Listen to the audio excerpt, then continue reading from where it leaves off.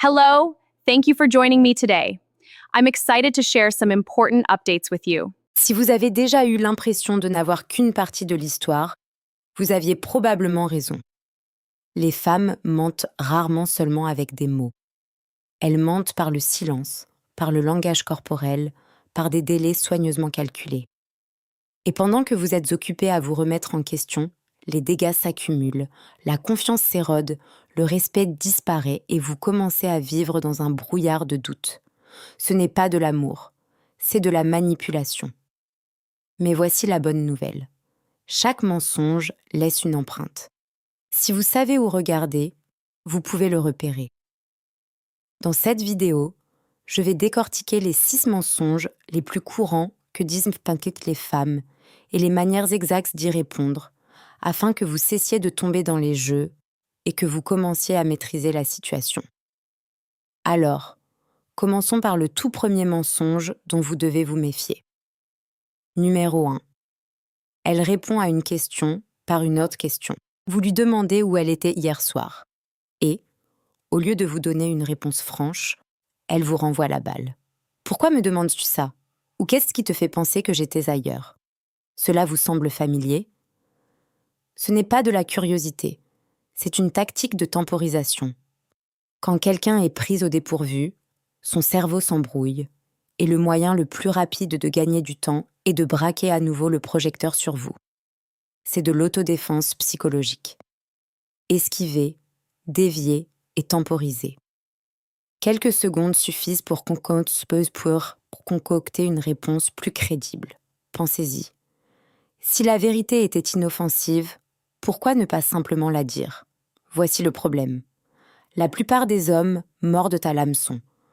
Vous commencez à vous expliquer, à justifier pourquoi vous avez posé la question, ou même à vous excuser de l'avoir mise mal à l'aise. Félicitations. Vous venez de détourner l'attention de sa réponse et de lui donner tout le contrôle. Alors, comment gérer cela? Arrêtez de vous expliquer. Arrêtez de courir après la clarté à cet instant précis. Au lieu de cela, tenez bon en gardant le silence. Comptez jusqu'à 5 dans votre tête. Regardez-la dans les yeux, calme et imperturbable. Cette pause produit 2 effets. Elle maintient la pression là où elle doit être. Et elle la force soit à dire la vérité, soit à s'enfoncer davantage. Si vous voulez un geste pratique, le voici. Ne répétez pas la question, ne devenez pas défensif, et ne vous disputez surtout pas. Laissez simplement le silence peser. Une personne honnête finira par combler l'espace avec de la clarté. Un menteur continuera de tourner autour du pot. Rappelez-vous, vous n'êtes pas là pour jouer au détective. Vous êtes là pour observer si elle vous respecte assez pour répondre directement. Si elle ne peut pas vous donner une réponse franche à une question simple, ce n'est pas un problème de communication. C'est un problème de respect. Et le respect qui est non négociable. Mais voici le piège. Parfois, elle répondra. Mais avec quelque chose de si vague que cela vous laissera encore plus dans le noir. Et c'est le prochain piège que vous devez voir clairement. Numéro 2. Elle vous donne des réponses vagues. Vous demandez « Avec qui étais-tu hier soir ?» Et elle dit simplement « Un ami ».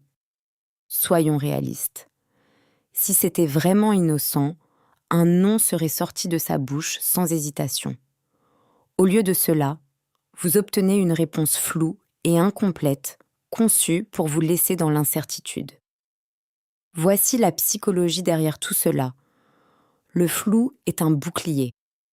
Quand quelqu'un cache quelque chose, il évite les détails, parce que les détails peuvent être vérifiés.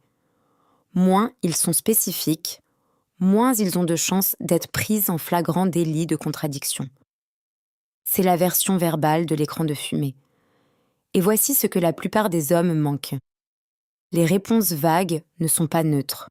Elles sont intentionnelles. Une partenaire qui vous respecte veut vous rassurer, pas vous laisser dans l'ignorance. Si tout ce que vous obtenez est un ami, ce qu'elle dit réellement, c'est « Je ne veux pas que tu saches ». Ce n'est pas du mystère. C'est de la manipulation. Alors, Que faites-vous?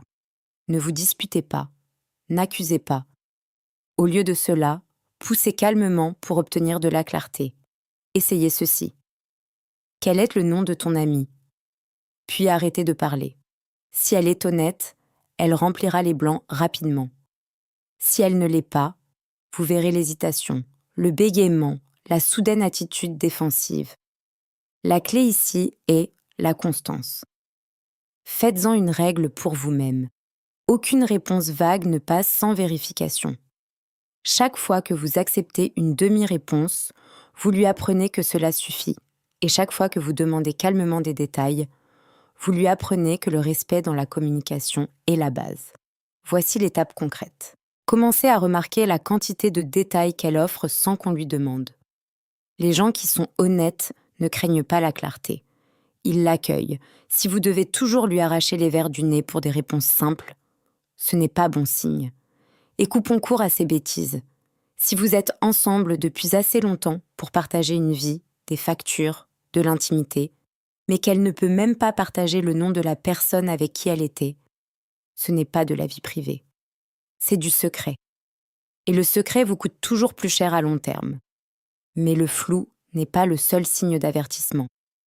Parfois, le véritable indice n'est pas ce qu'elle dit, mais le temps qu'elle met à le dire. Numéro 3. Elle met trop de temps à répondre. Nous vivons dans un monde où les gens consultent leur téléphone toutes les 5 minutes. Alors, quand votre message reste là pendant 1 heure, 2 heures, une demi-journée, ne vous dites pas qu'elle était juste occupée. Si elle a eu le temps de scroller sur les réseaux sociaux, si elle a eu le temps de répondre à un collègue, elle avait le temps de vous répondre. Le délai n'est pas une question d'emploi du temps. C'est une question de priorité. Voici la psychologie. Quand quelqu'un a besoin de temps supplémentaire, c'est généralement parce qu'il ne sait pas quoi dire. Il élabore une réponse, au lieu de vous en donner une. La vérité ne demande pas de répétition. Les mensonges, oui. Plus le délai est long, plus il est probable que l'histoire soit construite en coulisses. Maintenant, je sais ce que beaucoup d'hommes font dans cette situation. Vous paniquez, vous renvoyez un message, vous commencez à demander « As-tu vu mon message ?» Et devinez quoi? Vous venez de modifier la dynamique du pouvoir. Au lieu qu'elle soit responsable du retard, c'est maintenant vous qui quémandez de l'attention. Voici la solution. Ne courez jamais après. Si sa réponse arrive des heures plus tard, alignez-vous sur son rythme. Si elle prend 5 heures, vous prenez 5 heures. Pas de colère, pas de drame, juste une énergie miroir. Pourquoi? Parce que, quand vous ne récompensez pas le délai par une attention supplémentaire, elle ressent le poids de son propre silence. Une étape d'action simple. Commencez à suivre les schémas, pas les exceptions. Tout le monde manque un message de temps en temps, mais si les réponses tardives deviennent une habitude, c'est une donnée informative. Ne cherchez pas d'excuses. Ne vous remettez pas en question. Notez-le si vous le devez. Avec le temps, vous verrez la vérité. Un retard systématique signifie que vous n'êtes systématiquement pas la priorité. Et voici le vrai coup de massue. Quand une femme tient à vous, elle n'attend pas pour répondre. Elle veut établir le contact. Elle veut rassurer. Quand elle ne le fait pas, le silence est le message. La question n'est donc pas seulement de savoir combien de temps elle met à répondre. C'est ce que son retard dit réellement de votre place dans sa vie. Mais le timing n'est qu'un indice. Les mots peuvent être répétés. Les messages peuvent être retardés. Le corps, en revanche, ne ment pas. Numéro 4. Son langage corporel l'a trahite. Les mots peuvent être contrôlés. Les messages peuvent être retardés. Mais le corps trahit l'esprit à chaque fois. Lorsqu'elle ment, sa posture change. Ses mouvements se crispent et son visage a du mal à rester naturel. C'est comme si son système nerveux criait la vérité que sa bouche refuse de dire. Surveillez les bases, évitez le regard, clignez trop des yeux, croisez les bras, cachez les mains dans les poches, se toucher le visage ou changer de posture.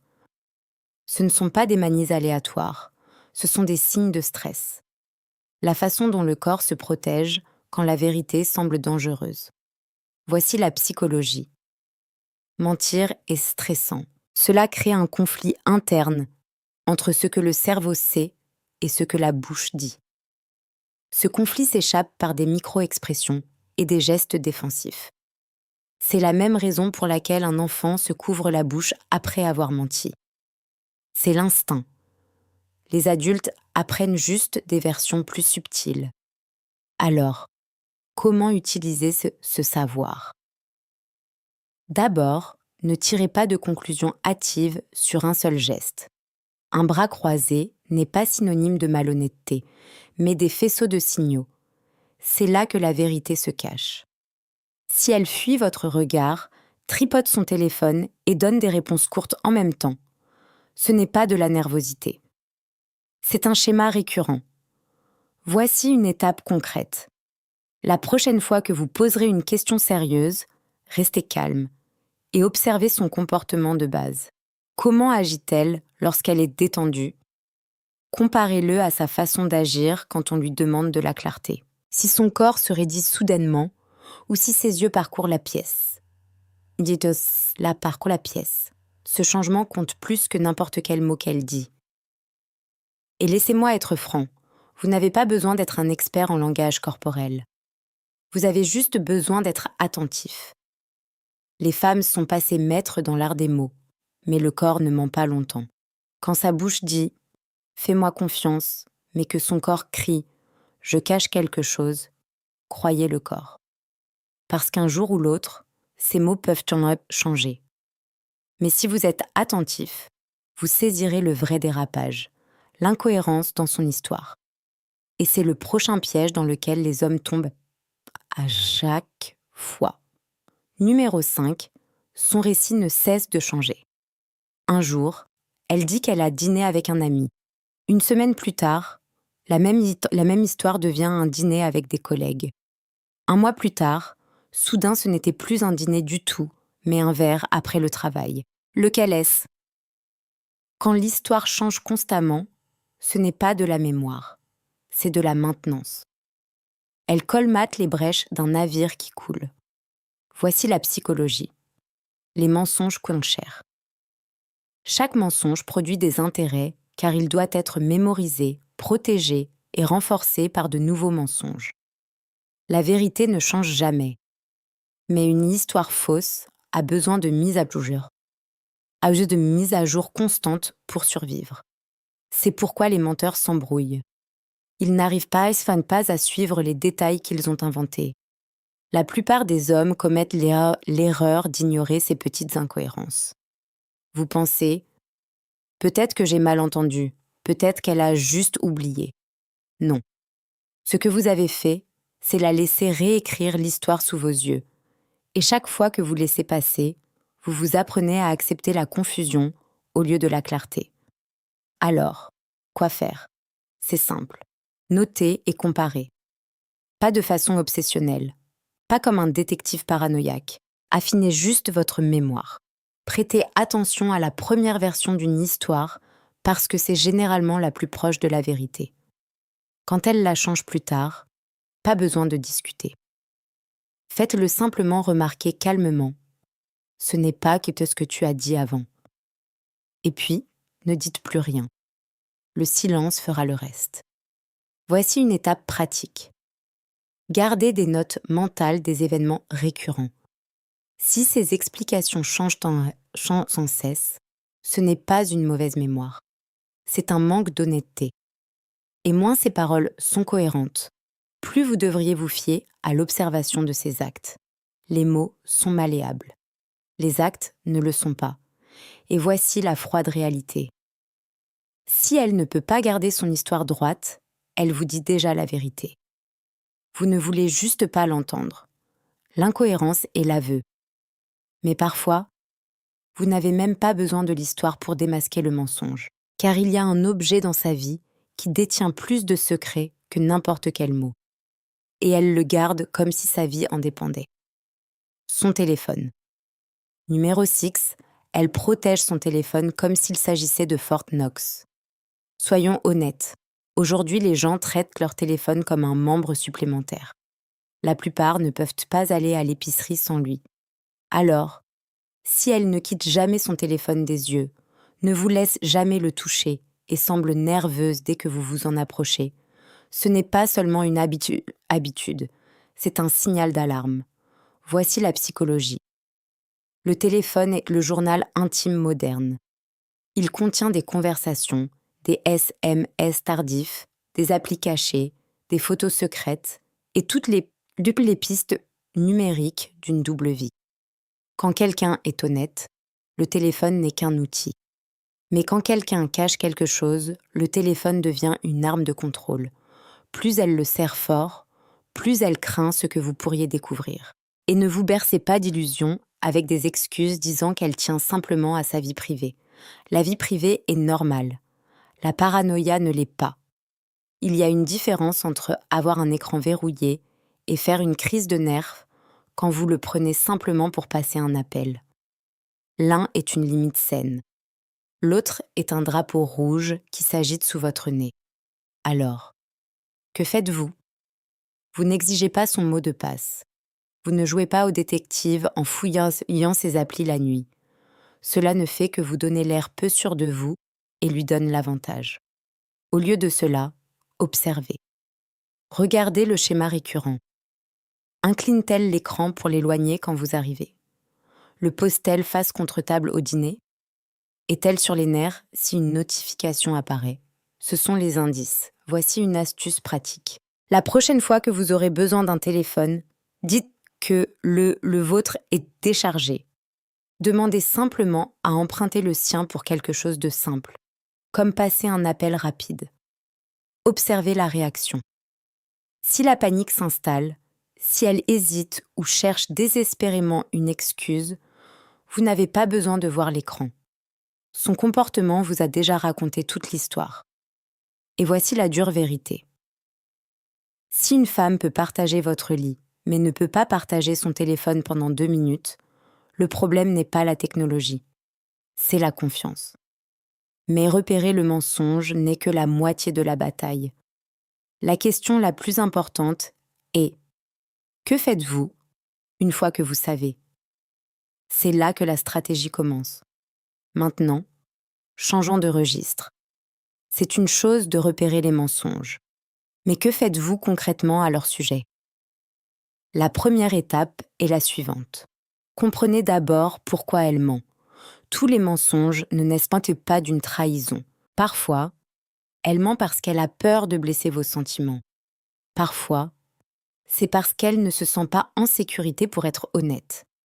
Et oui, parfois c'est parce qu'elle cache un comportement qui briserait votre confiance. Le danger est de traiter chaque mensonge de la même manière. En faisant cela, vous réagissez émotionnellement au lieu d'agir stratégiquement. Voici la psychologie derrière tout cela. Mentir porte souvent moins sur l'information que sur le contrôle.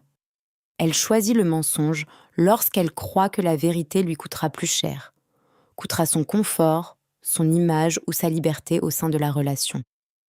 Ainsi, la véritable question que vous devez vous poser n'est pas « qu'a-t-elle dit ?»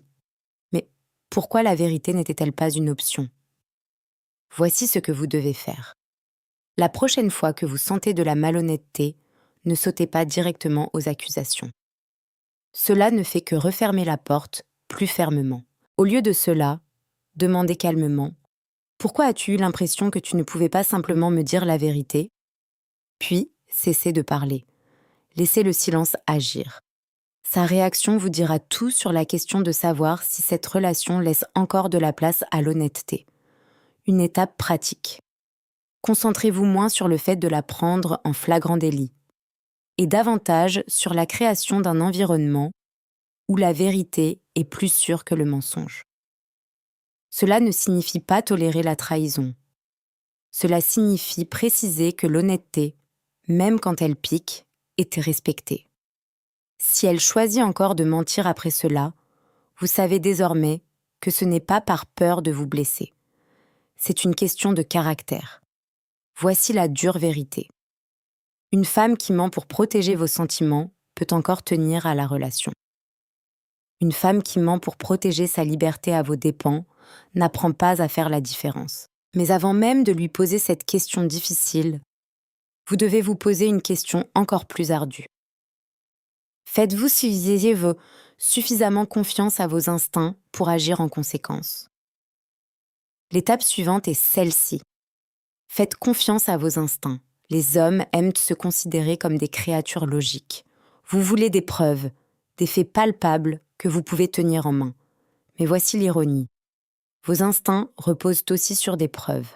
Ils sont construits sur des microsignaux que votre cerveau collecte avant même que vous n'en ayez conscience. Un changement soudain de ton, un regard qui ne correspond pas aux mots, un délai qui n'a pas de sens. Votre esprit conscient l'ignore, mais pas votre subconscient. Ce sentiment d'inquiétude viscérale n'est pas de la paranoïa, ce sont des données. Le problème est que trop d'hommes se mentent à eux-mêmes. Vous ressentez la tension, mais vous l'écartez. Je réfléchis trop, je ne veux pas paraître insécure. Et juste comme ça, vous enterrez le signal même qui aurait pu vous épargner des mois, voire des années de temps perdu. Voici la psychologie. Les instincts sont votre système de survie. Ils ont évolué pour vous protéger des menaces bien avant l'existence du langage. Quand votre instinct vous dit que quelque chose ne va pas, c'est généralement le cas. Peut-être pas exactement de la manière dont vous le pensez, mais suffisamment pour que vous vous arrêtiez et prêtiez attention. Alors, comment appliquer cela? La prochaine fois que vous ressentez cette boule au ventre, ne l'ignorez pas. N'explosez pas non plus. Au lieu de cela, traitez-le comme une alarme. Faites une pause. Observez de plus près. Recoupez avec ses paroles, son langage corporel, sa cohérence. Utilisez vos instincts comme un déclencheur pour enquêter, et non comme un verdict final. Un geste pratique. Tenez un simple journal. Notez les moments où quelque chose vous a semblé étrange, même si vous ne pouvez pas expliquer pourquoi. Avec le temps, vous verrez des schémas apparaître. Vous remarquerez que votre instinct avait raison la plupart du temps. Ce registre devient votre preuve, et la preuve renforce la confiance. Voici la dure vérité. Ignorer vos instincts ne vous rend pas rationnel. Cela vous rend aveugle. L'homme qui refuse d'écouter son instinct n'est pas logique. Il est juste facile à manipuler. Et une fois que vous commencez à faire confiance à cette voix intérieure, l'étape suivante est évidente. Vous affrontez directement les mensonges. Et c'est là que la plupart des hommes s'effondrent ou s'élèvent. L'étape suivante est inévitable. Vous devez affronter le mensonge. La plupart des hommes font l'une des deux choses suivantes. Soit ils évitent le conflit, ravalent leurs doutes et prétendent que tout va bien, soit ils explosent, transformant la conversation en une dispute hurlante. Les deux approches lui donnent l'avantage. L'évitement maintient le mensonge en vie. Les explosions lui donnent l'excuse parfaite pour vous dépeindre comme celui qui est irrationnel. Dans les deux cas, vous perdez. Voici la psychologie. Les menteurs survivent dans l'ambiguïté. Plus vous devenez émotionnel, plus il y a de bruit, et plus il est facile pour eux de se cacher. Mais quand vous apportez une clarté calme, la pression change de camp. Le silence devient votre allié. La précision devient votre arme. Voici comment procéder. Lorsque vous pressentez un mensonge, affrontez-le directement, mais avec contrôle. Utilisez des questions courtes et incontestables. Es-tu allé là-bas, oui ou non? Est-ce que c'est ce qui s'est réellement passé? Supprimez toute marge de manœuvre pour des explications interminables. Forcez la réponse à être tranchée, en noir et blanc. Et une fois que vous avez posé la question, arrêtez de parler. Ne comblez pas le silence. Ne la sauvez pas de son inconfort. Laissez-la l'assumer. Une étape pratique. Entraînez-vous d'abord sur de petites choses. La prochaine fois que vous relevez une incohérence, ne la prenez pas à la légère. Ne l'enterrez pas. Signalez-la calmement. C'est différent de ce que tu as dit auparavant. Puis, arrêtez-vous. Observez ce qui se passe. La vérité reste ferme. Les mensonges vacillent. Rappelez-vous ceci. Le but n'est pas de la piéger. C'est de révéler si l'honnêteté existe dans la relation. Si elle est prise dans un petit mensonge et qu'elle l'assume, il y a peut-être un espoir. Si elle persiste, détourne l'attention ou retourne la situation contre vous, ce n'est pas un problème de communication, c'est de la manipulation. Et voici la conclusion. La confrontation n'est pas de l'agression, c'est du leadership. Un homme qui affronte la situation avec sang-froid impose le respect. Un homme qui évite ou explose le perd. Mais, et si, même après une confrontation, rien ne change? Et si les mensonges continuent de pleuvoir? C'est à ce moment-là que vous faites face à la décision la plus difficile de toutes. À un moment donné, vous vous heurterez à un mur. Les mensonges ne s'arrêtent pas. Vous avez repéré les signes, fait confiance à votre instinct, l'avez même confronté, et pourtant, rien ne change. C'est alors que vous devez passer à la stratégie finale, une conversation honnête ou une aide professionnelle. Voici la réalité. Chaque relation repose sur la confiance.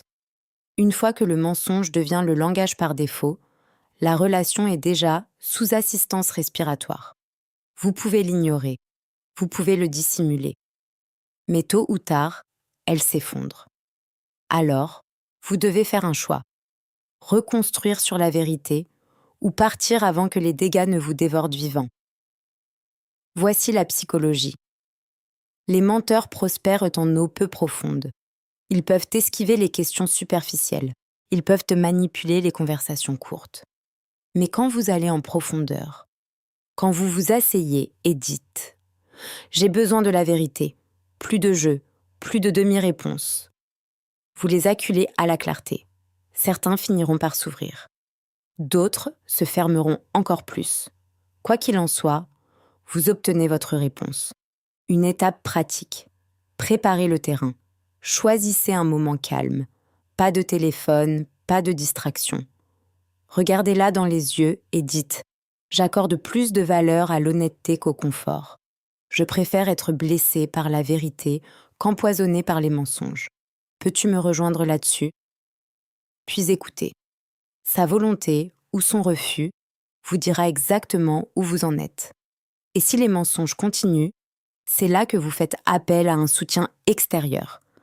Une thérapie, un conseil ou un tiers de confiance peuvent révéler des schémas que les conversations privées ne peuvent pas. Mais laissez-moi être direct. Si elle refuse à la fois la vérité et l'aide, elle ne vous choisit pas. Elle choisit le mensonge. Et vous devez de ne pas vivre dans cette prison. Voici la ligne de conduite ferme. Vos limites définissent votre dignité. Si vous ne les fixez pas, vous serez toujours en train de négocier avec la trahison. Parce qu'au bout du compte, il ne s'agit pas seulement de ces mensonges. Il s'agit de vos standards. Et l'homme qui protège ses standards protège sa vie. Vous venez de passer en revue les 6 mensonges que les femmes racontent le plus souvent et les 4 stratégies dont chaque homme a besoin pour y faire face. Des simples dérobades aux réponses vagues, en passant par les réponses différées et le langage corporel qui trahit tout. Des histoires changeantes au téléphone qui ne quittent jamais sa main.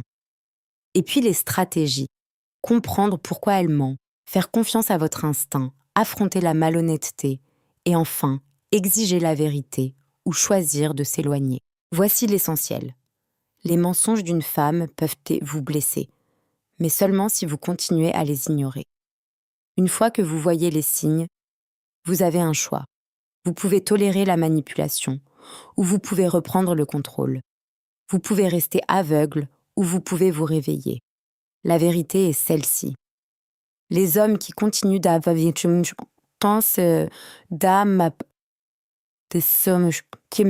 mensonge se perdent.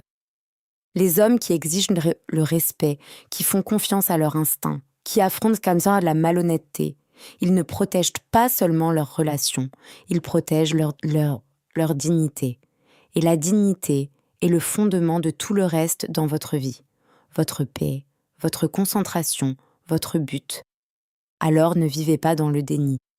Ne cherchez pas d'excuses pour ignorer les signaux d'alarme. Ne vous contentez pas de demi-vérités simplement parce que vous avez peur du conflit. Vous méritez l'honnêteté. Vous méritez le respect. Et si vous ne l'obtenez pas, vous avez le pouvoir de partir et de construire une vie où vous l'obtiendrez. Si ce message vous a frappé fort, c'est parce qu'il était censé le faire. Ce ne sont pas des vérités faciles, mais ce sont les vérités qui vous libèrent. Maintenant, c'est à votre tour. Laissez vos réflexions dans les commentaires. Avez-vous déjà vu ces signes auparavant? Comment les avez-vous gérés? Je les lis tous. Et si vous voulez plus de contenu qui perce le brouhaha et vous donne la clarté dont vous avez besoin en tant qu'homme, abonnez-vous, cliquez sur le bouton j'aime et partagez ceci avec un ami qui a besoin de l'entendre. Parce que la vérité n'est pas toujours confortable, mais elle vous libérera toujours. Ne vivez pas dans les mensonges, vivez dans la clarté.